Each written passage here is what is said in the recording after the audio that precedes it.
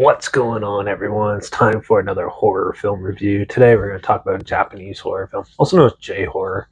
Uh, I haven't done one in a while on here, or this might be the first one, but yeah, we're going to talk about Pulse, also known as Carjo, Cairo, something like that. Um, yeah, it was released by Kadakawa Pictures, released February 3rd, 2001. It was produced by Sean Shimizu, uh, Siri Akanda, Takashi Inakwa, and Asayuki Shimakawa. And it was written and directed by Kiyoshi Kurosawa, who did other thrillers like Cure, Life of a Spy, Tokyo Sonata, and Creepy.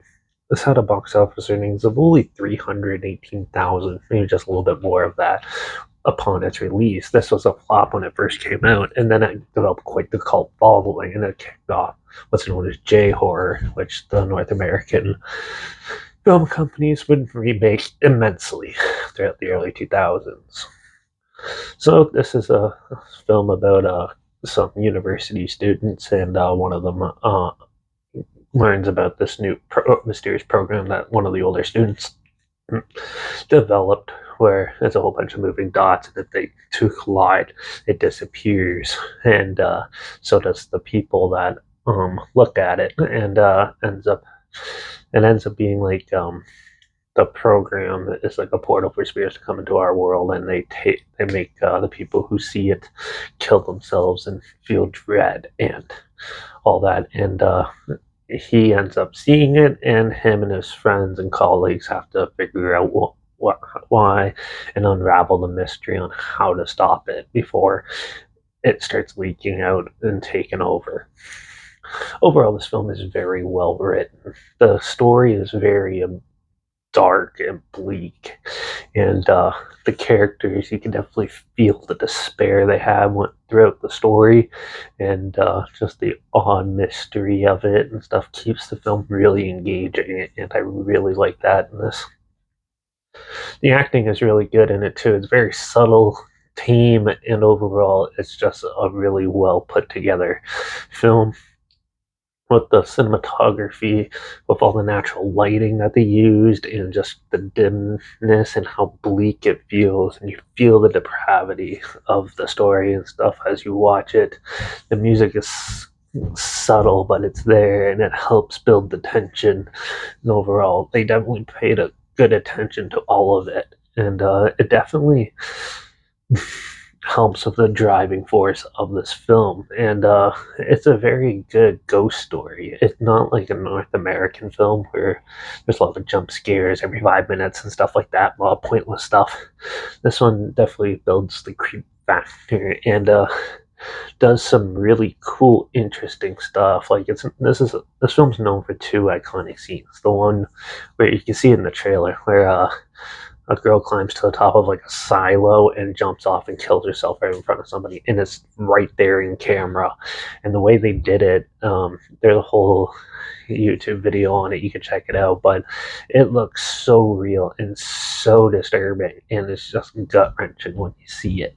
And I love films that grasp you like that and just throw that in your face and stuff. Definitely nowadays censors would be all over it, but this is one reason why I like watching foreign horror films and stuff, is because you get to see a lot more brutality and stuff, because each country has its own restrictions and stuff, what it will allow. And yeah, this was definitely one of the more shocking scenes. It also has a scene where there's like a figure, and it looks exactly like a normal human, but then as it moves closer, it slowly dissipates and goes opaque and disappears and turns into something more evil and stuff. And just the way they did, because it doesn't cut, so the way they did it hid like the effects and stuff, it was really well done. The effects in this are pretty much really good and stuff, especially the ghost ones. There's certain scenes I couldn't even tell you how they did it and stuff. Like I could pick apart Marvel movies and tell you what's CG and what's not and things like that, but with this, it's just like, how did they do that back in 2001 and stuff? It was like mind bending in a way, if you think of it in that nature. But overall, I thought this film was really well done. The only two complaints I have is some of Some of the characters can be a little dull at times and pointless. They're kind of there just to fill the room for background or something like that. And the ending is very tame and oh, not the most gripping or anything. Is not doesn't give you a subtle conclusion, which I like, but they could have ended it a little more differently. Um, yeah. Other than that, though, this film is very well done, and also it has some pretty cheesy looking CG when Tokyo's in flames and stuff like that. That looks pretty shoddy nowadays. It looks like the Asylum probably did it, but overall, I still think this film is really well done and really gripping and disturbing. So. If you haven't seen it, definitely check it out. It is on Tubi. I'll link it down below. I'm going to give this film a 4.5 out of 5. Like I said, make sure you check it out. It's linked down below. And make sure you check out my Instagram. It's linked down below as well. That's where I always post clips of films I'm going to review in the future. All my stories, the film title hashtag, subject of the film and the hashtag, so you're aware of it. Also, my Letterbox down below to peer reviews. That's where I post my first star rating after watching the films. And my Twitter's down below at reviews_Derek. So follow me on those platforms. Stay loop this channel. Like this video, share some more people aware of it. Comment your opinions of the film down below. If you have any family films or film franchises and on any streaming service that you want to hear my opinions on in the future, comment them down below. And I'll try to do my best to get to them as soon as I can. And if I can find them, make sure you subscribe. Hope you find some we're just getting all day, but I never thought of checking out together. And also, so you hear my opinions on popular films, classic films, and reviews on other things as well.